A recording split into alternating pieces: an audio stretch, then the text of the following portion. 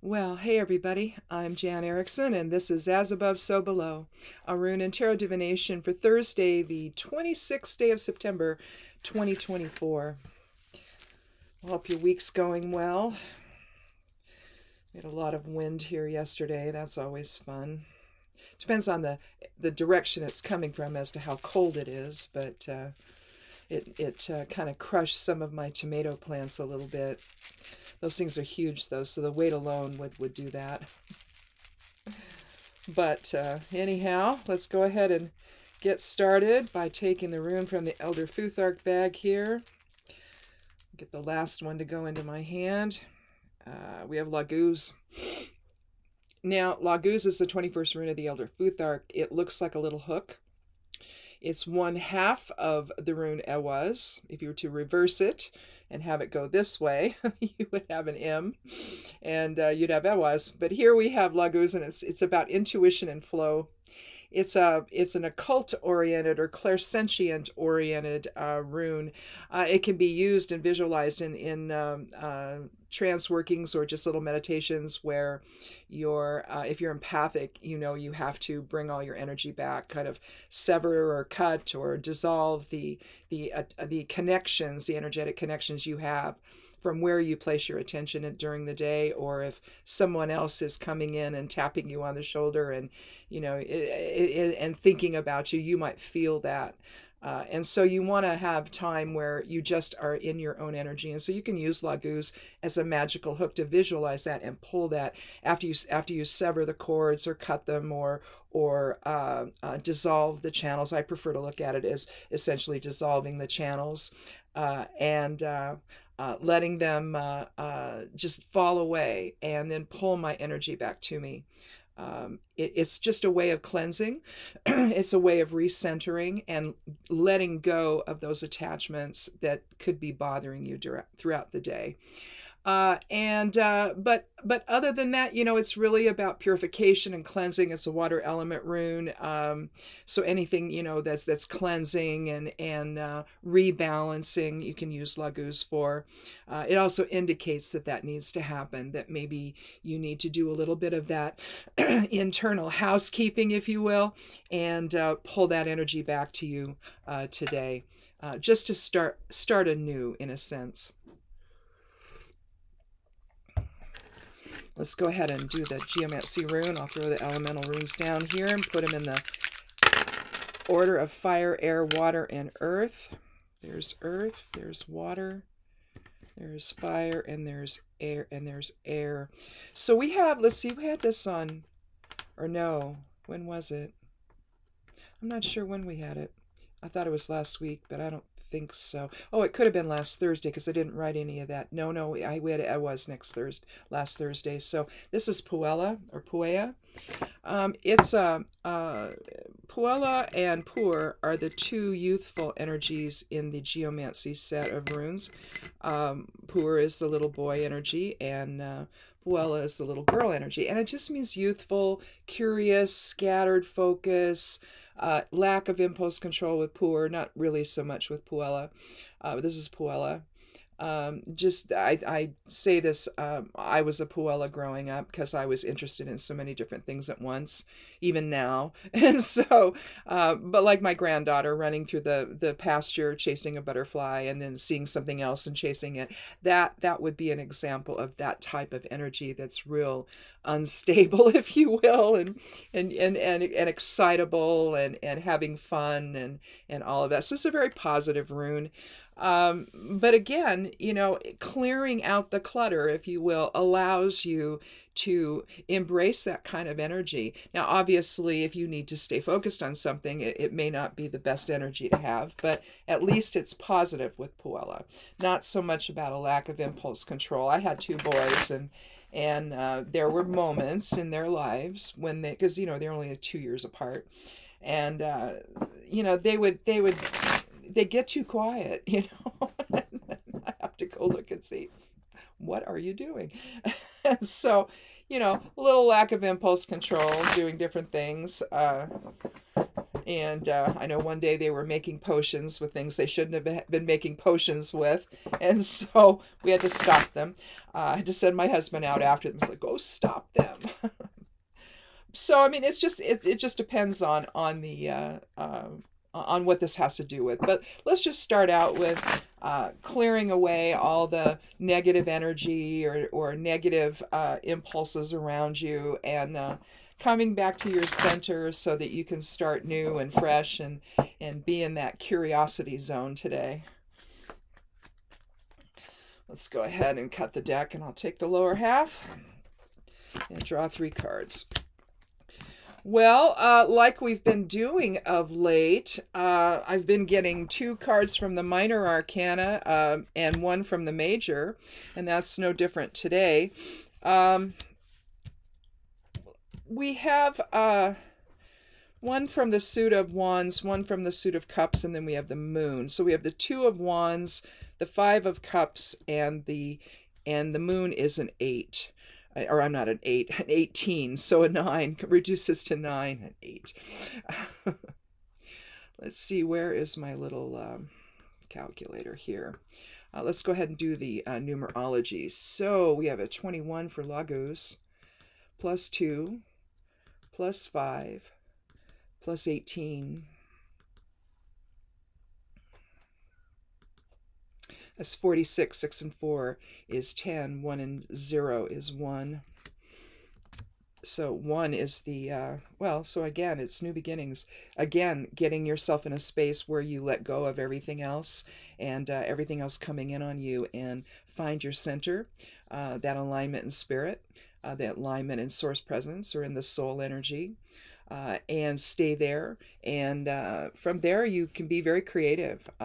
You won't be bringing the past into anything that you're doing going forward, and it gives you new opportunities today to think in a way that it's not being plagued by any other emotions that are coming in. Let's start with the 2 of wands. Here we have a man who's holding a globe. He's holding on to one staff he's got perched on this little partial wall there. He's probably up either on a bridge or on the top of a building or a castle or something. Here you have one that's affixed to the wall, and so he's created a bit of a doorway for himself, and he's holding a globe in his right hand and looking out over the bay, and he's making his choice. He's choosing his future. He's looking for new opportunities. He's clearly a man of means, a merchant of some kind, and he's just trying to make his way in the world and choosing whatever opportunities. And really, with the globe in his hand, all things are possible. It's a very dynamic card, very creativity oriented, if you will, new opportunities. And again, once you let go of all of the old perceptions, once you let go of all the emotions that are attaching to you or that you're sending out into the world, the connections that you're making there, you can think more clearly about what you need to do. Here, though, it says that you may encounter some disappointment along the way. Here we have the 5 of cups. It seems like we had this recently. Well, heck, maybe that was last Thursday because I didn't write the cards down, just one of the runes. Anyway, we have the 5 of cups. The man's wearing a black cloak, so that indicates that there's some sadness there. You see 3 overturned cups, 2 behind him that he's not looking at. Very similar to the 4 of cups, where the guy's back is up against, well, he's not against the tree, the oak tree. There's actually some space between them there. And the 3 cups are on the ground in front of him. He's sitting on the ground, and he's cross-legged and his arms are crossed. So there's some defensiveness there. And there's a hand reaching out from the clouds with another cup, and he can't see that either, just like he can't see. He's too caught up in whatever sadness and loss that he's experiencing, because with 5, there's been some change. 5 is a number for change. And so something's changed in his life, perhaps having to do with his home across the little creek there. You see the arched bridge there that goes over to it, but he's not over there. There's a separation between himself and the home that he has. So something may have happened that causes great sadness for him, and he's so caught up that he can't he can't see anything. He's probably not even looking at the cups that are on the ground to the left of him. And he certainly doesn't see what he has, the emotional strength that he still has behind him. And so we don't know what's going to happen with him, and or why that this is happening until perhaps we look at the moon. Here we see the moon shining down. You see between two towers there. Anytime you see two of anything in tarot, I'll go back to the two of wands here.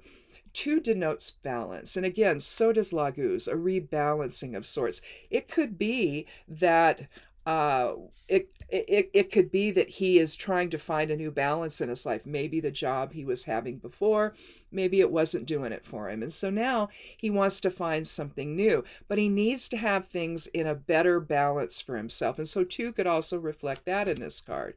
Here, the balance is lost. Something has changed. So he may have made the wrong choice, and now he's feeling the effects of that. All right.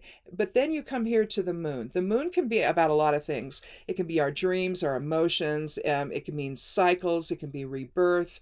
But it's also about balancing. It's also about deception.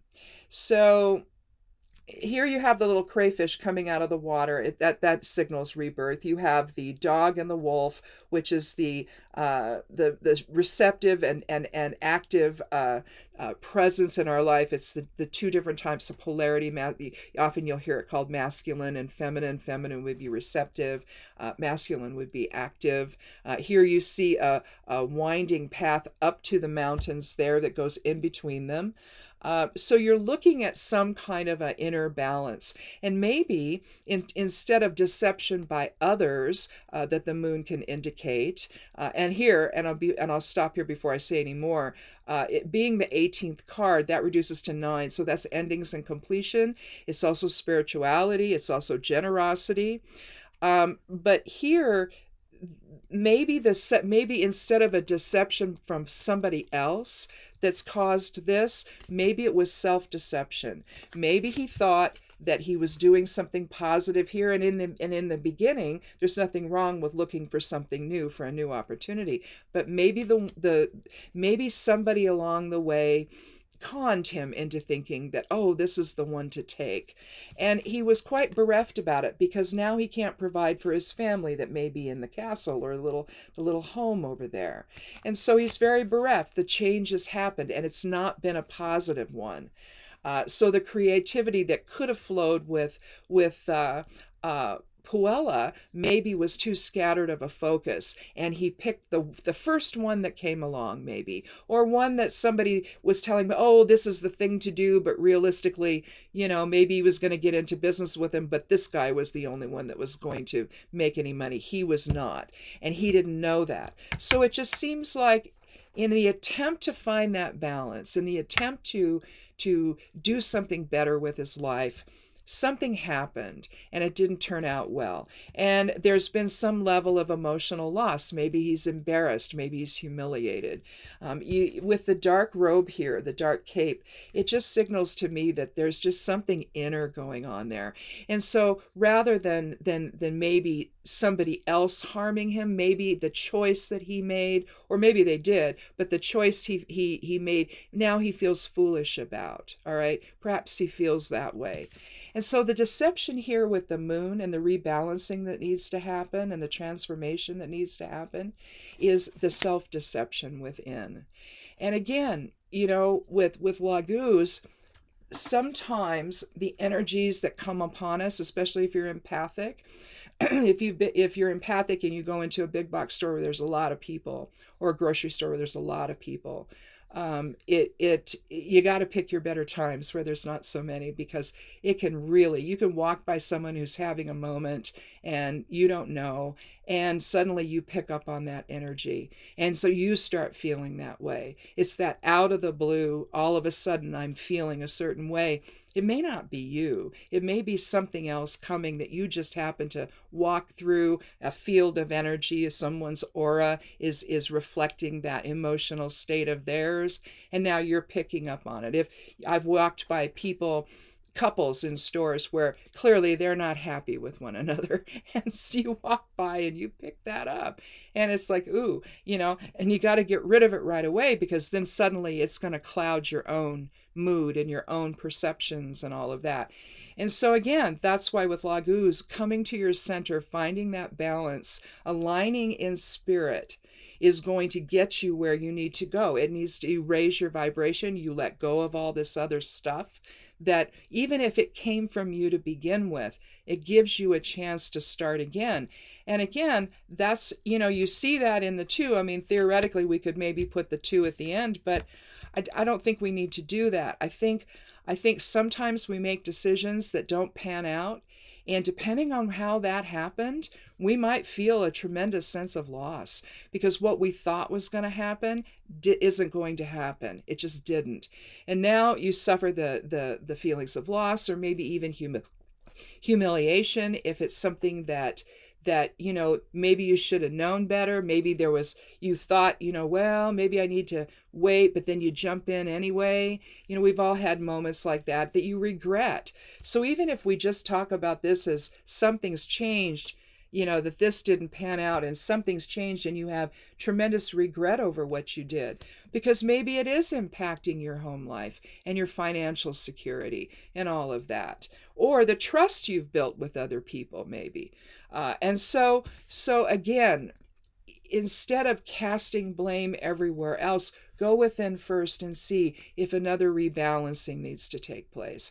Because in the process of that, you become aware of any self-deception you might have participated in. And think the deception from the inside first before you start looking outward. It's not that there wasn't something from somebody else, some other player in all of this, but go within first and find that rebalancing.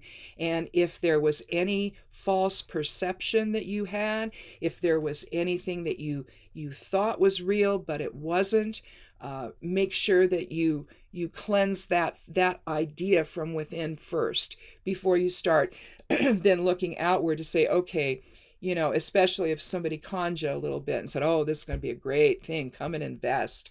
And it was not. And it was just a pipe dream, right?